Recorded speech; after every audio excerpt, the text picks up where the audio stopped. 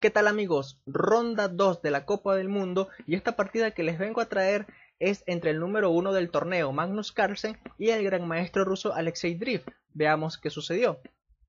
La apertura fue el gambito de dama reusado en donde las negras jugaron rápidamente alfil b4. Es más común que primero se desarrollen ambos caballos a f3 y f6 y luego continuar con esta jugada, pero de hecho así ocurre por transposición.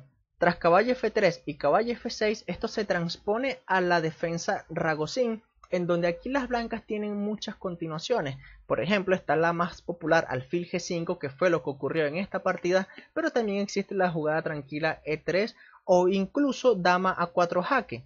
De hecho, en el Sparkassen Chess Meeting de este año, el gran maestro chino Wang Yue le jugó a Matthias Blebaum la jugada alfil d2 y más que una partida comentada, fue una clase de cómo atacar a los peones colgantes, así que les recomiendo que vean este video, se los voy a colocar aquí arriba en la descripción. Entonces, regresemos a la partida, porque aquí tras alfil g5 se continuó con h6 y tras los cambios en f6, que es lo más popular, esta posición también lo ha tenido Levon Aronian en la Sinquefield Cup de este año frente a Wesley So, en donde Aronian con esta jugada dama a4 le dio una tremenda paliza a Wesley. También les recomiendo ese video porque ha sido adrenalina pura. Bueno, aquí el gran maestro ruso no decide realizar dama a4, sino otra continuación, dama b3, atacando el alfil. Las negras lo defienden con c5 y tras los cambios en d5, a3, y ahora es forzado a capturar el caballo porque retrocederlo se perdería el peón en c5 con dama b5 jaque.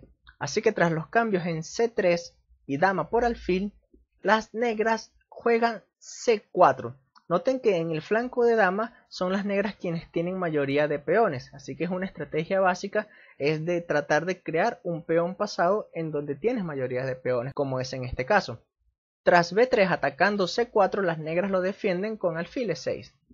Aquí el gran maestro ruso jugó caballo e5 y esta jugada fue condenada por Magnus. De hecho, lo que se ha jugado aquí anteriormente ha sido la jugada e3.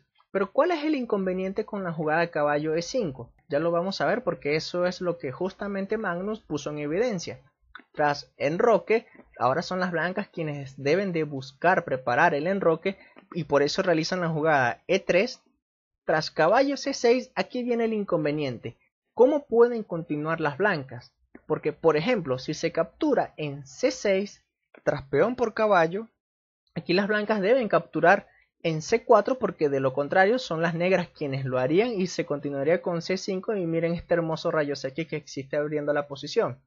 Así que tras peón por c4, aquí las negras tienen esta jugada dama g6 y ya las blancas tienen las piezas paralizadas. El alfil no puede moverse de f1, si se realiza la jugada g3 viene dama e4 y ya son las negras quienes quieren abrir la posición con este rey en el centro. Es por ese motivo que justamente aquí con caballo c6 es donde estamos viendo el inconveniente de esta jugada de caballo. ¿Qué otras opciones aquí pueden realizar las blancas? Porque capturar directamente en c4 sigue una continuación similar, caballo por caballo, peón por caballo y nuevamente dama g6 paralizando e intentando abrir la posición rápidamente. El tema en esta partida sería el rey en el centro. Es por ese motivo que aquí luego de caballo c6 las blancas decidieron jugar alfil e2. Bueno, Magnus captura en e5 y continúa con dama g6.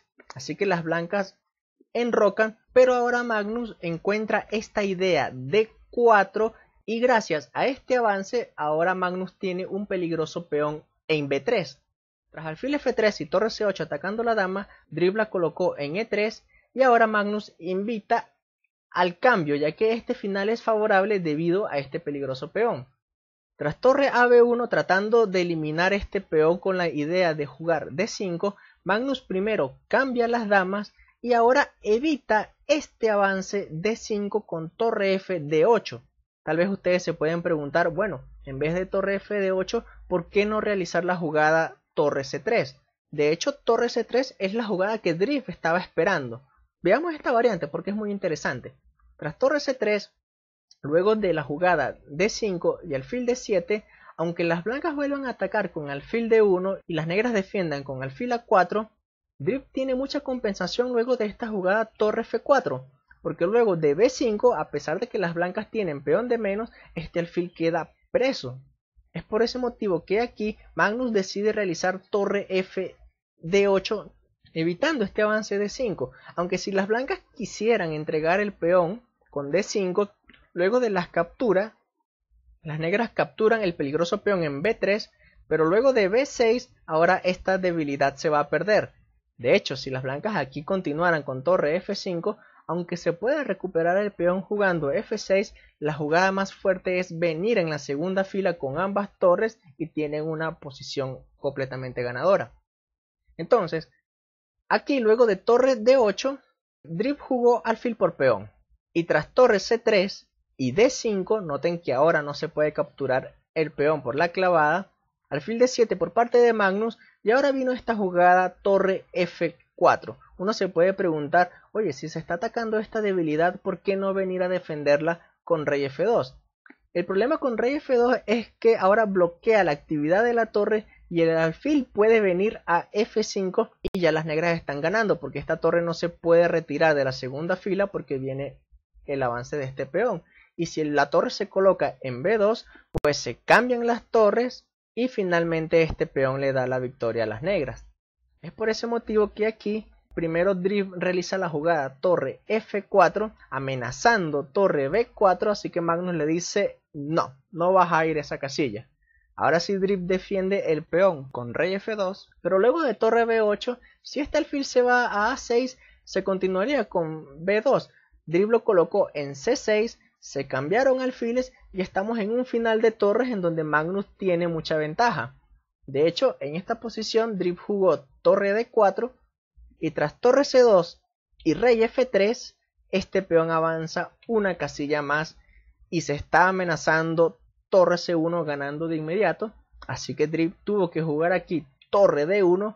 Noten la actividad de las torres negras y la pasividad de las torres blancas. Tras torre B5, las blancas no pueden venir a defender este peón porque perderían el peón en G2. Aquí Drip jugó A4, pero luego de torre por peón, las blancas de hecho ya no tienen jugadas, no tienen defensa. Tras torre D8 y rey H7, el gran maestro ruso decidió abandonar, porque si las blancas intentan torre B8 para capturar el peón, pues se continuaría con torre F5 jaque. Vamos a ver esa variante, torre B8, torre F5, y no importa a dónde vaya el rey, esta torre va a venir a F2, defiende el peón y ya empiezan a caer más peones blancos. Así que espero te haya gustado esta partida, amigos. Me puedes regalar un pulgar arriba si es primera vez que ves uno de mis videos. Puedes suscribirte a mi canal o si deseas puedes realizar una donación a través de mi página de Patreon. Nos estamos viendo en la siguiente partida de la Copa del Mundo. Hasta luego, amigos.